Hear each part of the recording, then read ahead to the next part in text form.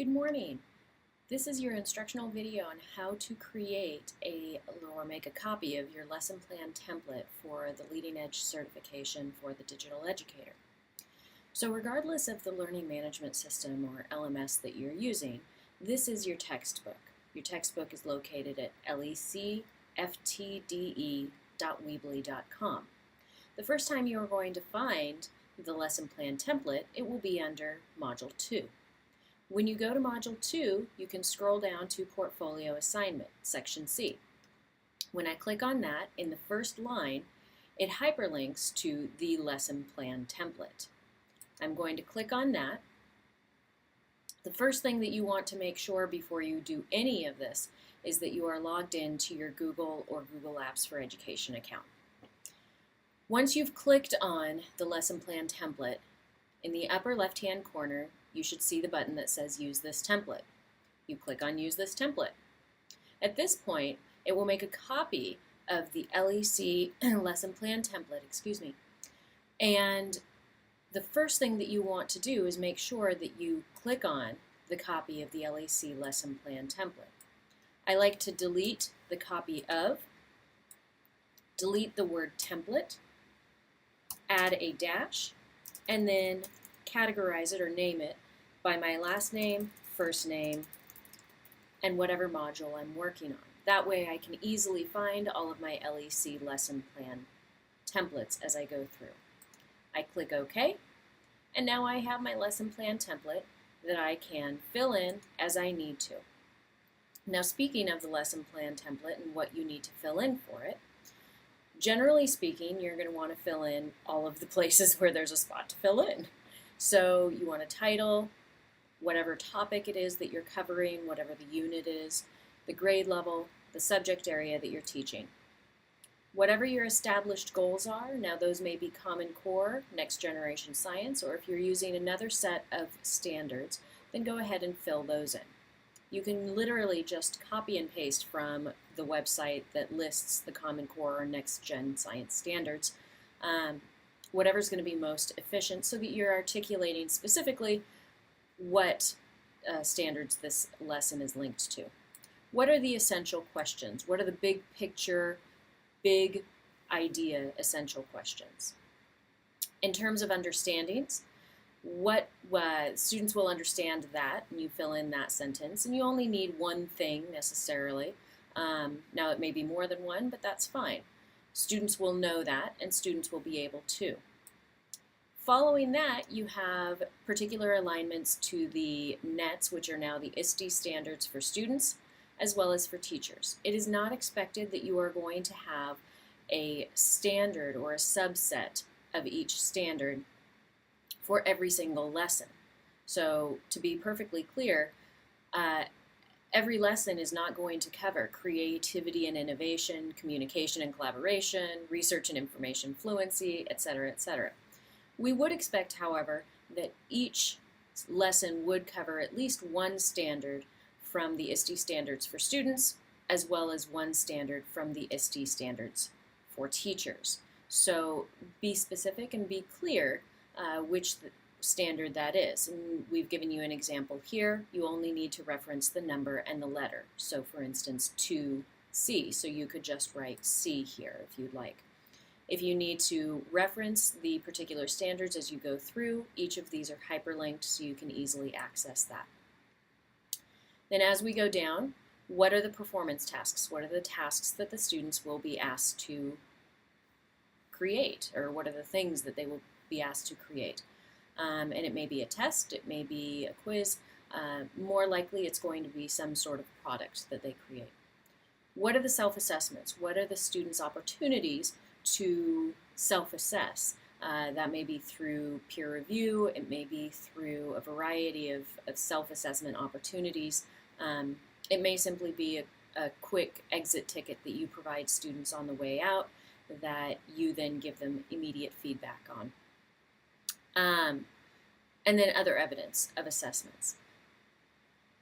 For the learning plan itself, the inquiry hook is often called a variety of things. It could be the sponge, it could be the into activity, but what is it? What is the activity that links the previous learning or a student's prior knowledge to what it is that they're learning that particular day. The activity procedure can be as straightforward as bullet-pointed list. They do this, then this, then this, then this. And then last but not least, the reflection method. So again, this could be an exit opportunity, exit ticket opportunity. How are they going to reflect upon their learning so that they can bridge to the next lesson or the next idea that you're going to be teaching and working with the students on. Under materials, what facilities will be needed? So is this a computer lab activity? Is this they need or you need to make sure that you have 10 iPads so that the students are in groups of 3 and each group has 1 iPad? Is this in a standard classroom? Is this in an outdoor ed environment? What is the actual facility that you will need to be in order to have this lesson be as successful as possible? What's the non-tech equipment? Are you going to need butcher paper? Are you going to need whiteboard pens? And the tech equipment. So this is where you would say you would need those particular iPads if that was the case, or any other mobile device. And last but not least, you have a student sample. So this is where you would either insert a link or an image of a student sample. If it is impossible for you to access a student sample, either because you don't currently have students or for some other extenuating circumstance, then you can create, as the teacher, the student model. So this is what you would expect a student would create as a result of completing this lesson.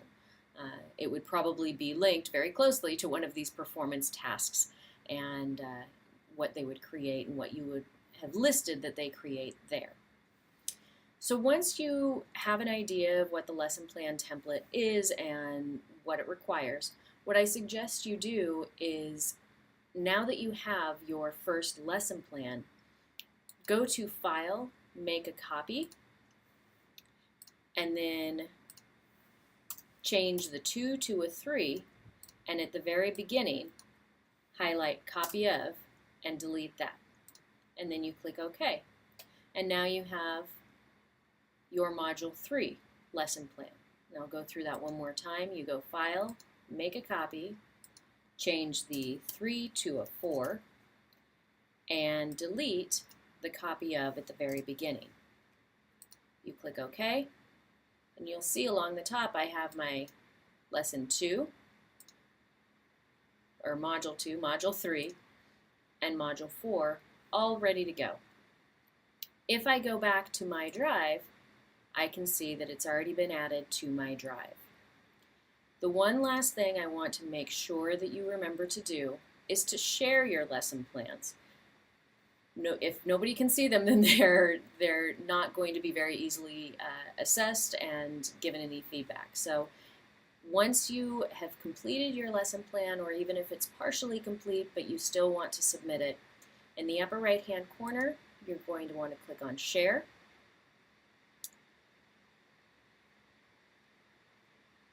And it will give you a variety of options. One of the options will be to change, or it'll give you an internal server error. One of the options will be to change it from private, and that's what you want to do. Click on Anyone with the link can view. It's up to you if you want to change that to can comment or can edit, but I'm going to keep it as can view. I'm going to click on Save, and now I have the link to share. I can copy that link, go to my email, send that to whomever I'd like, or I can also embed it into our learning management system so that I can submit it as my very first LEC lesson plan, Module 2. I hope this was helpful, and if you have any questions, contact your instructor, and thank you very much.